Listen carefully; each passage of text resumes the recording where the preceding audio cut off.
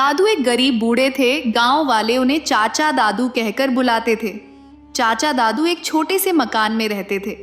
उनकी पत्नी का नाम जन्नत बीबी था, जो अक्सर बीमार रहा करती थी। उनके कोई संतान नहीं थी, बस यही दो मियाँ बीवी एक दूसरे का सहारा थे। घर का खर्च ज्यादा नहीं था, इसलिए दोनों मिलकर खुशहाल जिंदगी बसर कर रहे थे। चाचा दादू के पास एक गधा था, जिसे वो रोज सुबह सवेरे गांव की मंडी में ले जाया करते थे। वहां वह अपने गधे पर चावल या गेहूं की बोरियां लादकर लोगों के घरों तक पहुंचाते थे। इस काम से उन्हें 1.5-2 रुपए मिल जाया करते थे।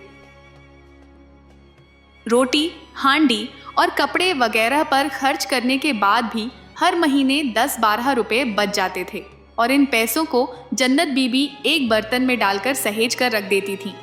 इस तरह धीरे धीरे करके अच्छी खासी रकम जमा हो गई थी। चाचा दादू की ख्वाहिश थी कि इस जमा की गई रकम से एक और गधा खरीद लें, ताकि अगर कभी पहला गधा बीमार पड़ जाए तो दूसरे गधे से काम लिया जा सके। चाचा दादू ने एक और गधा खरीद लिया, मगर बदकिस्मती से वह नया गधा, जिसे उन्होंने बड़ी मुश्किल से थोड़े थोड़े पैसे जोड़कर खरीदा था, उनके पास आने के कुछ ही महीनों में मर गया। इस बात का दोनों मियाँ बीवी को बहुत दुख हुआ, लेकिन वे कर भी क्या सकते थे। दूसरे गधे के मरने के बाद फिर पहला गधा ही चाचा दादू का सहारा बना।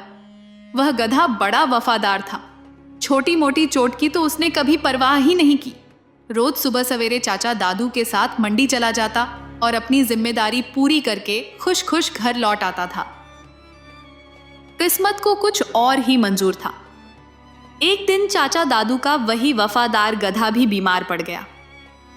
अगर मामूली बीमारी होती तो वह कभी काम से मुंह नहीं मोड़ता, लेकिन इस बार तो वह इतना ज्यादा बीमार हो गया कि खड़ा तक नहीं हो पा रहा था।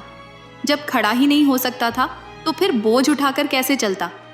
जब चाचा दादू का यह साथी भी चलने फिरने के काबिल न रहा तो चाचा ने अपनी बीवी से कहा, जन्नत, हमारा गधा तो बीमार हो गया है, अब क्या किया जाए? कोई बात नहीं, रहमत का गधा मंडी में ले जाओ। रहमत भी चाचा दादू की तरह एक गरीब आदमी था।